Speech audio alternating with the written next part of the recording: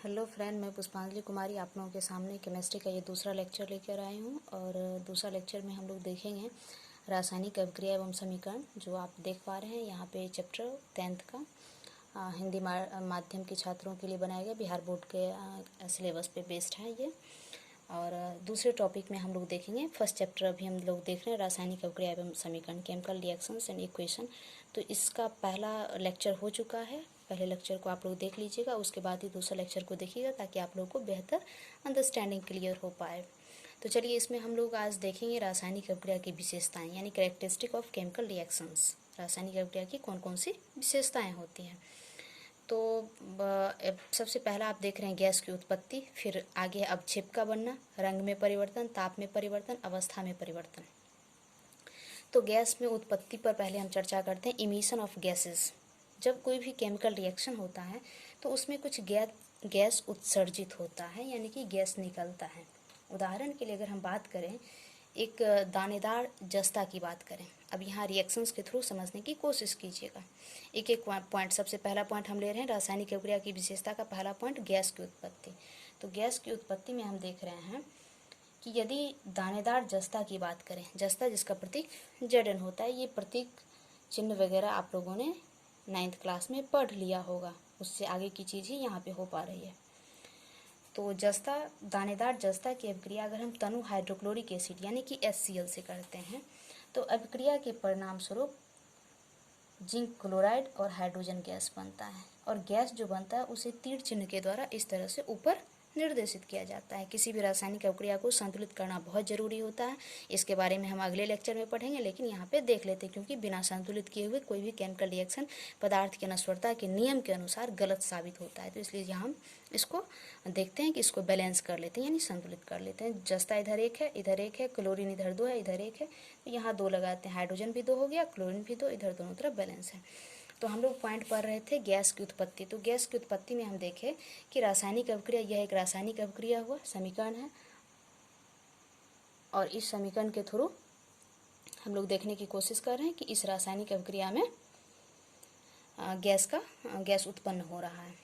इसी तरह एक और केमिकल रिएक्शन हम लेते हैं, अगर हम तनु हाइड्रोक्लोरिक अम्ल को, अगर जस्ता का ही रिएक्शन हम H2SO4 के साथ करते हैं, H2SO4 को कहा जाता है सल्फ्यूरिक एसिड, इसे हाइड्रोक्लोरिक एसिड और इसे सल्फ्यूरिक एसिड, और ये रहा जस्ता। तो जस्ता की अभिक्रिया यदि हम सल्फ्यूरिक एसिड के साथ करते हैं तो बन जाता है ZnSO4 यानी जिंक सल्फेट बन जाता है, और हाइड्रोजन गैस उत्सर्जित होता है। इसको हम इस तरह से दिखाते हैं, इसमें जस्ता इधर 1 है, सल्फेट भी 1 है और हाइड्रोजन 2, यानी कि यह अभिक्रिया संतुलित है।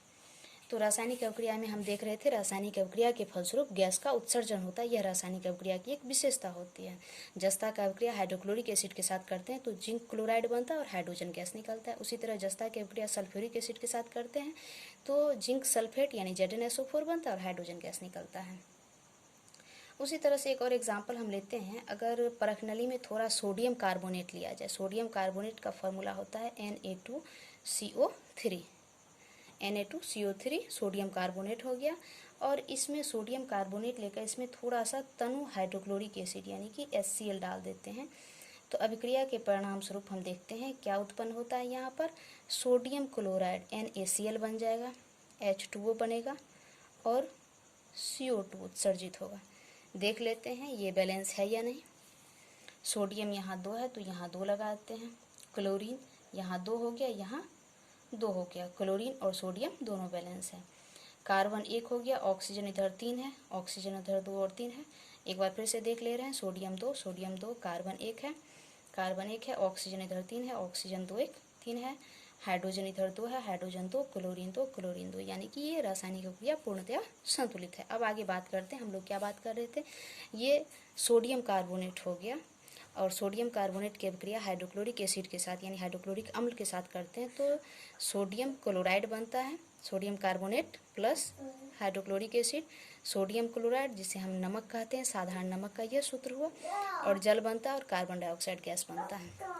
इसे तीर के निशान के द्वारा हम ऊपर दिखाते हैं, देख पा रहे हैं, रासायनिक अभिक्रिया में गैस उत्पन्न होती है। तो ये तीनों रिएक्शंस जो आप देख रहे हैं ये हमारा पहला पॉइंट का था, और पहला पॉइंट हमारा था गैस की उत्पत्ति, यानी कि ये अब क्लियर हो चुका है। अब दूसरा अभिक्रिया हम देखते हैं अवक्षेप का बनना।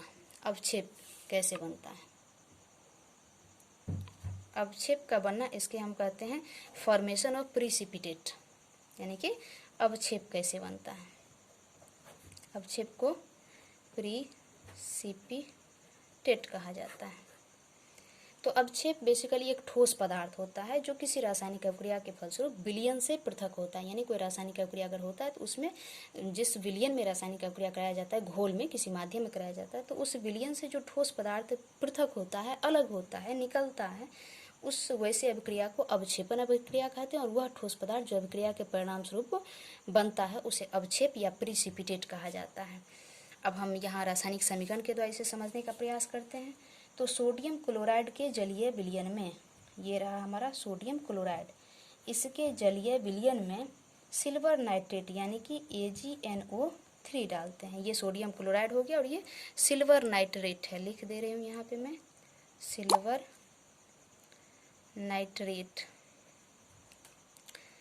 सोडियम क्लोराइड के विलयन में सिल्वर नाइट्रेट डालते हैं। तो डालने के बाद इसका विलयन डालते हैं, तो डालने के बाद अभिक्रिया होता है और अभिक्रिया के बाद बन जाता है NaNO3 sodium nitrate plus AgCl, यानी कि यहाँ पे सिल्वर क्लोराइड जो बन रहा है इसका अवक्षेप बनता है। और अवक्षेप को उल्टा तीर के निशान से, यानी कि एरो जो है वो डाउनवार्ड होना चाहिए, और यहाँ पे अगर इमिशन ऑफ गैस होता है तो अपवार्ड होना चाहिए, यानी ऊपर की ओर तीर का निशान है तो इसका मतलब गैस का उत्सर्जन हो रहा है, और तीर का निशान अगर नीचे की ओर है तो इसका मतलब अवक्षेपण अभिक्रिया हो रहा है, अर्थात यह अवक्षेप बन रहा है। तो इस अभिक्रिया में हम देख पा रहे हैं कि सोडियम क्लोराइड की अभिक्रिया सिल्वर नाइट्रेट के साथ कराई जाती है, तो सोडियम नाइट्रेट और सिल्वर क्लोराइड बन जा रहा है। तो यहाँ पे सिल्वर क्लोराइड का अवक्षेप बन गया। तो अब आप समझ गए होंगे कि किसी अभिक्रिया में से ठोस पदार्थ जो दही के जैसा, थक्का जैसा बाहर होता है उसे अवक्षेप कहते हैं। इसी तरह एक और रिएक्शन हम देखने का कोशिश करेंगे, बेरियम क्लोराइड BaCl2, ये बेरियम क्लोराइड हो गया, और इसके जलीय विलयन में तनु सल्फ्यूरिक अम्ल डालते हैं, यानी H2SO4 डालते हैं। तो डालने के बाद बेरियम सल्फेट बनता है, यानी BaSO4 बनता है और HCl बनता है। इसे बैलेंस कर लेते हैं। देख रहे हैं यहाँ पे बेरियम एक है, सल्फेट इधर एक है, हाइड्रोजन क्लोरीन दो है, तो यहाँ 2 लगा दिया हाइड्रोजन क्लोराइड। तो यहाँ बेरियम सल्फेट का अवक्षेप बन रहा है, जिसे तीर के निशान से नीचे हम लोग देख रहे हैं, नीचे दिखा दिया गया। ये बेरियम सल्फेट का अवक्षेप, सफ़ेद अवक्षेप बनता है। तो अब आशा करती हूँ कि अवक्षेपण अभिक्रिया, प्रिसिपिटेशन रिएक्शन और प्रिसिपिटेट अवक्षेप दोनों समझ में आ गया होगा। यानी रासायनिक अभिक्रिया की विशेषता से संबंधित दूसरा पॉइंट हमारा अवक्षेप का बनना, ये क्लियर हो चुका है। अब तीसरा हमारा रंग में परिवर्तन हम देखेंगे कि किसी भी रासायनिक अभिक्रिया के फलस्वरूप रंग में परिवर्तन कैसे होता है। इसको हम नीचे देखने का प्रयास करेंगे।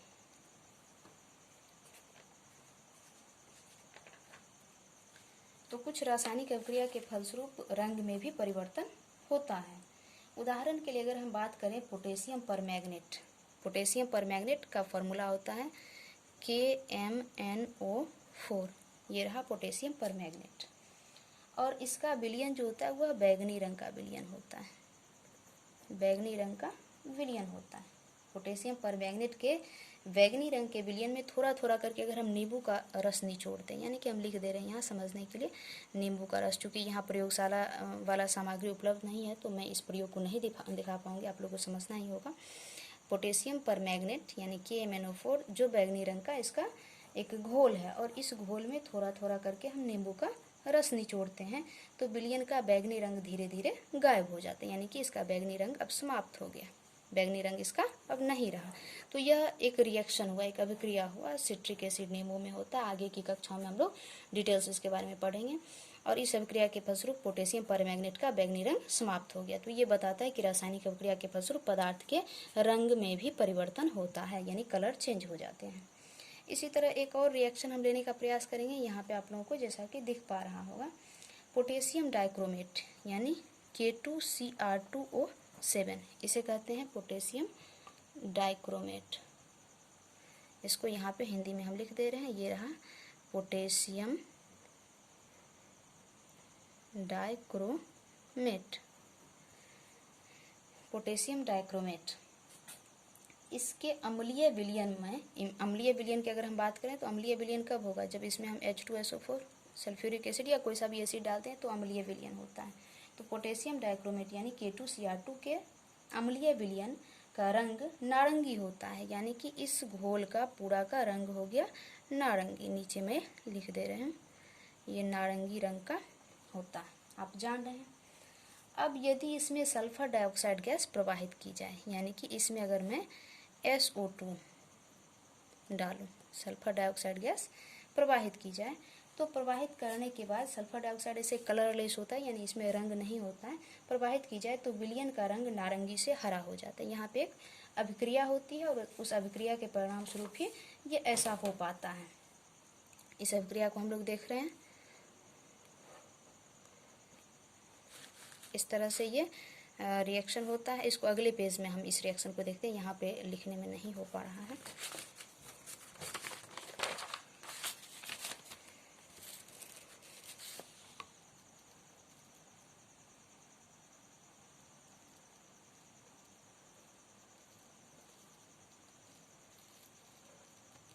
चलिए, तो यहाँ से हम स्टार्ट करते हैं। जिस रिएक्शन की बात हम कर रहे थे, पोटेशियम परमैंगनेट, पोटेशियम डाइक्रोमेट के अम्लीय विलयन की बात कर रहे थे हम। तो दिख रहा है यहाँ से K2Cr2O7 पोटेशियम डाइक्रोमेट, इसका अम्लीय विलयन, यानी इसमें सल्फ्यूरिक एसिड डाल देते हैं तो अम्लीय विलयन हो गया। और इसके अम्लीय विलयन में यदि थोड़ा सा सल्फर डाइऑक्साइड गैस डाल दिया जाए तो इस विलयन का रंग ऐसे नारंगी रंग का होता है। और इसमें सल्फर डाइऑक्साइड गैस डाल दिया जाए तो अभिक्रिया होती है। अभिक्रिया के बाद क्या बनता है पहले उसको देख लेते हैं।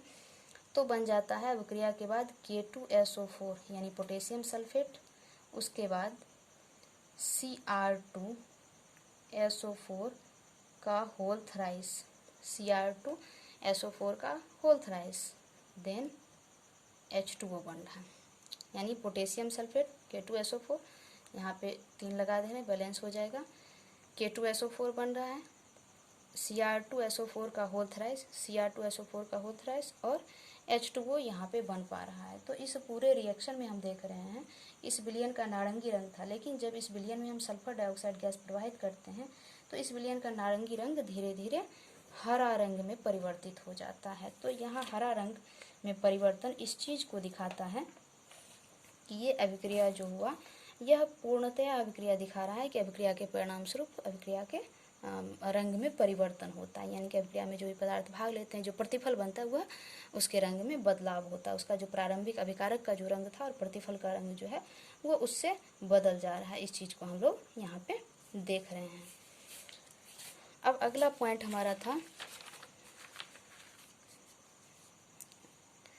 रंग में परिवर्तन हो गया। अब ताप में परिवर्तन देखेंगे, चौथा पॉइंट ताप में परिवर्तन यानी कि हीट चेंज क्या होता है। तो ताप में परिवर्तन की अगर हम बात करें तो यहाँ देख रहे हैं ऊष्माक्षेपी और ऊष्माशोषी, एक्सोथर्मिक और इंडोथर्मिक रिएक्शन का कंसेप्ट यहीं से आया है, यानी कि कुछ अभिक्रिया के फलस्वरूप अभिक्रिया मिश्रण का ताप घट जाता है या बढ़ जाता है, यानी कि ताप में परिवर्तन होते हैं। उदाहरण के लिए सबसे सरल उदाहरण अगर हम लें जो हमारे दैनिक जीवन में भी बहुत प्रयोग होते हैं, कली चूना की बात अगर हम करें जिसे हम लोग क्विक लाइम कहते हैं, QUICK क्विक LIME लाइम, कली चूना यानी CaO जिसे कैल्शियम ऑक्साइड भी कहते हैं।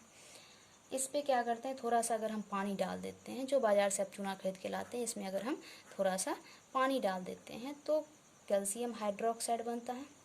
जान पा रहे हैं आप, बैलेंस कर लेते हैं, कैल्शियम 1, ऑक्सीजन 2, हाइड्रोजन 2, जिसे हम चूना जल कहते हैं या फिर स्लेक्ट लाइम कहते हैं या कैल्शियम हाइड्रोक्साइड कहते हैं, या फिर इसको हम बुझा हुआ चूना कहते हैं, इसको बिना बुझा हुआ चूना भी कहते हैं। तो इसमें हम देखते हैं कि इस रिएक्शन के बाद प्लस हीट होता है, यानी कि बहुत सारा गर्मी निकलने लगता है। आप दैनिक जीवन में इसको महसूस किए होंगे कि जो चूना बाज़ार से खरीद के लाते हैं उस पर थोड़ा सा अगर पानी डाल दें तो बहुत सारा ऊष्मा निकलने लगता है, यानी कि जिस अभिक्रिया के फलस्वरूप ऊष्मा का उत्सर्जन होता है उसे ऊष्माक्षेपीय अभिक्रिया कहते हैं, यानी कि एक्सोथर्मिक रिएक्शन कहते हैं। तो ऊष्माक्षेपीय अभिक्रिया यहाँ दिखा रहा है कि अभिक्रिया के बाद ताप में परिवर्तन होता है, यानी या तो ताप का उत्सर्जन होगा या फिर ताप का अवशोषण होगा। तो यहाँ हम देख रहे हैं कि ताप का उत्सर्जन हो रहा है, यानी कि ताप बाहर निकल पा रहा है। अब एक और हम एग्जाम्पल की बात कर लेते हैं। अगर एक परखनली में थोड़ा सा अमोनियम क्लोराइड लेते हैं, अमोनियम क्लोराइड NH4Cl, इसको कहते हैं अमोनियम क्लोराइड। तो परखनली में थोड़ा सा अमोनियम क्लोराइड लेकर उसमें बेरियम हाइड्रोक्साइड का विलयन डाल देते हैं, यानी BaOH का होल ट्वाइस। ये हो गया बेरियम हाइड्रोक्साइड। जिस किसी में भी OH लगा रहेगा वह उसका हाइड्रोक्साइड होगा। आगे भी हम लोग देखेंगे, छोटा छोटा वीडियो अपलोड करेंगे जिसमें रासायनिक अभिक्रिया, तत्व, प्रतीक, सूत्र, संकेत वगैरह की चर्चा होगी, ताकि आप लोगों को रासायनिक अभिक्रिया में ज़्यादा दिक्कत ना हो। ये वीडियो वाकई बहुत ज़्यादा टफ लग रहा होगा, लेकिन आगे जो वीडियो बनाएंगे उससे ये सारी बातें कुछ ज़्यादा क्लियर हो जाएगी, क्योंकि ये आपका सिलेबस का है और सिलेबस में जो कुछ भी है मैंने उसको एज इट इज़ देने का प्रयास किया है।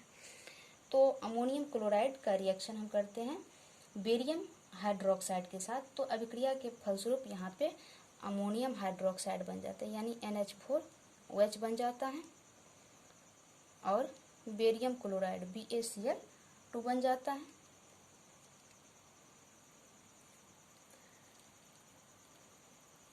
अमोनियम रिएक्शन को वंस अगेन हम देख लेते हैं, एक बार रिकॉल कर लेते हैं।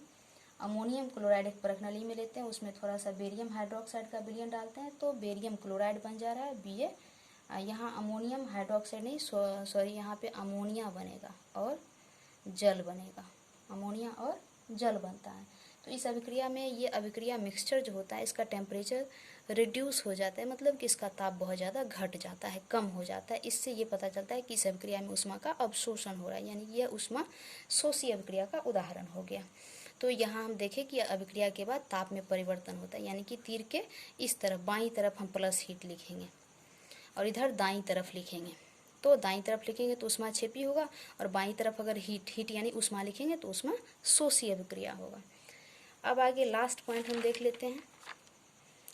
ताप में परिवर्तन हो गया, और लास्ट अवस्था में परिवर्तन। रासायनिक अभिक्रिया की विशेषता जो हम लोग एक एक करके देख रहे थे, उसमें सबसे लास्ट देख रहे हैं अवस्था में परिवर्तन, यानी कि ठोस, द्रव, गैस जैसी अवस्था की बात हम करते हैं, तो उसी अवस्था की चर्चा हो रही है कि कुछ रासायनिक अभिक्रिया के फलस्वरूप हम क्या देखते हैं कि पदार्थ का अवस्था भी बदल जाता है। जैसे कि मोमबत्ती को हम जलाने की बात करते हैं, मोमबत्ती का एग्जाम्पल लेते हैं। मोमबत्ती का सूत्र होता है पेंटाकोसेन C25H52। C25H52, इसको अच्छे तरीके से लिखते हैं C25H52। इसे पेंटाकोसेन कहते हैं, लिख दे रही हूँ मैं, पेंटाकोसेन। ये मोमबत्ती का फॉर्मूला हो गया। और इसको वायु की उपस्थिति में हम जलाते हैं, तो जलने के बाद जनरली कार्बन डाइऑक्साइड गैस बनता है और जलवाष्प, यानी कि H2O, जलवाष्प हो या बर्फ हो, कुछ भी हो, तो उसका फॉर्मूला तो सेम ही होता है, ये बन जाता है। इसको हम बैलेंस कर लेते हैं। कार्बन यहाँ 25 देख रहे हैं, 25 है, तो यहाँ 25 कर दे रहे हैं। हाइड्रोजन यहाँ 52 देख रहे हैं, तो हाइड्रोजन यहाँ 26 कर देते हैं, तो ये 52 हो जाएगा। 26 दूना 52, समझ रहे हैं। अब ऑक्सीजन देख रहे हैं, ये 25 दूना 50 और ये 26, तो ये हो गया 76। तो यहाँ पे हम 38 कर दे रहे हैं, ऑक्सीजन में 38 से ये हो गया 38 को 2 से गुना कीजिएगा तो 76 हो जाएगा। तो ये पूरे रिएक्शन में हम क्या देख रहे हैं कि इस अभिक्रिया में मोमबत्ती क्या था, ठोस था। आप जानते हैं मोमबत्ती जो आप कैंडल खरीद के लाते हैं वो ठोस होता है, और उसको जलाते हैं तो कार्बन डाइऑक्साइड गैस निकलता है और जलवाष्प भी क्या है, गैस निकलता है। यानी कि ठोस पदार्थ अभिक्रिया के बाद पदार्थ का अवस्था परिवर्तित हो गया, यानी कि वह गैस अवस्था में चेंज हो गया, परिणत हो गया। तो इससे क्लियर हो गया कि किसी भी अभिक्रिया में अवस्था में परिवर्तन होता है। यहाँ 38 है, ये 38 है। तो यहाँ इस टॉपिक का, आज का टॉपिक का सारा पॉइंट कवर हो गया। आप जैसा कि देख रहे हैं रासायनिक अभिक्रिया की विशेषता हम लोग देख रहे थे, तो गैस की उत्पत्ति, अवक्षेप का बनना, रंग परिवर्तन, ताप में परिवर्तन, अवस्था में परिवर्तन, ये सारा हो गया। आई होप कि अगर आप लोगों को वीडियो अच्छा लगा होगा तो लाइक, शेयर और सब्सक्राइब अवश्य कीजिएगा। फिर नेक्स्ट टाइम हम अगले वीडियो के साथ मिलेंगे। Thanks a lot.